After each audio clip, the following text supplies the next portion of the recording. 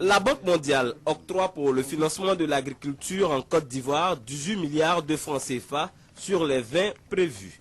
La convention de ce don a été signée ce mardi au cabinet du ministre de l'économie et des finances, Charles Kofi Dibi. Nous suivrons avec attention et rigueur le comité national de pilotage ainsi que le comité de suivi du portefeuille des projets de la Banque mondiale. L'ensemble des projets initiés par la Banque mondiale connaîtront un taux d'absorption de 80% d'ici la fin de l'année. Vous avez notre parole. Ce don ira directement au financement du volet Côte d'Ivoire du programme de productivité agricole en Afrique de l'Ouest, PPAAO, plus connu sous son sigle WAP.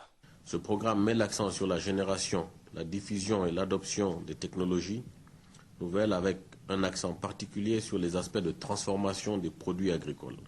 Il est principalement axé sur la recherche agricole, la vulgarisation des résultats et l'adoption des nouvelles technologies. Ce programme comprend et concerne les productions suivantes: la banane plantain, le maïs, le manioc, l'igname, le porc, la volaille traditionnelle et le riz. La Côte d'Ivoire, en sa qualité de pays membre de l'Union du fleuve Mano, devrait bénéficier dans les prochains mois d'un financement additionnel de 8 millions de dollars du Japon pour l'amélioration de la productivité dans le secteur spécifique du riz. L'ensemble de ces financements devrait permettre la réalisation des activités au profit de 300 000 producteurs et autres acteurs des filières de production alimentaire, dont au moins 40% de femmes. L'Union européenne multiplie ses appuis à la Côte d'Ivoire, un nouveau symbole de la reprise avec le pays. Cette signature de convention. Ce vendredi, au siège de l'Union des villes et communes de Côte d'Ivoire à Abidjan Plateau, l'ambassadeur Thierry de Saint-Maurice pour l'Union européenne et François Albert Amicha pour l'UVICOSI et le Fonds ivoirien de sécurité urbaine ont paraphé le document.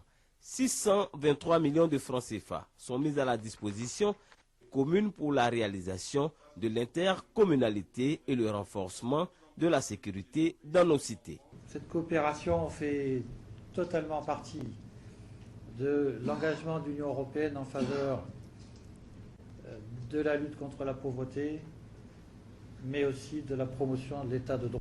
Le président de l'UVICOSI qualifie cette opportunité d'inespérée. Cette somme permettra aux communes de s'organiser en tenant compte des désidérata des populations pour pouvoir asseoir une politique de prévention. Le deuxième projet, c'est l'intercommunalité. Vous savez que toutes les communes ne sont pas viables économiquement. Et donc, il faut appeler à un regroupement de certaines communes qui ont des coins communs, géographie, soit l'histoire, soit des potentialités économiques en commun.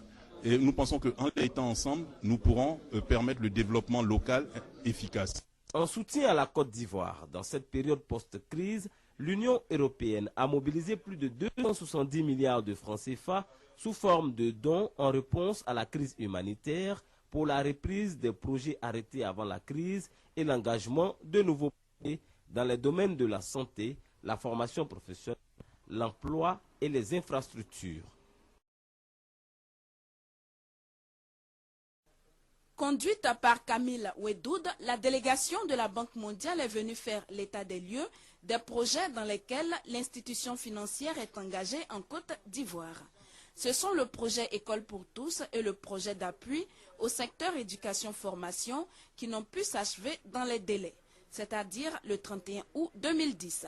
Sur les 300 écoles prévues dans le cadre du projet, seulement 177 ont pu être construites. Aussi, un seul collège sur 9 a pu sortir de terre. Le gouvernement a obtenu la prolongation du projet jusqu'en 2012, d'où la présence de la délégation pour cette mission d'évaluation. Selon la ministre de l'Éducation nationale, la Banque mondiale a accepté d'élargir sa coopération dans le domaine éducation-formation. Nous leur avons parlé du déficit que nous avons en matière d'enseignants, de l'insuffisance des infrastructures scolaires et universitaires, le manque d'équipement, surtout après les pillages, et aussi nous avons parlé du programme d'alphabétisation et d'emploi jeune.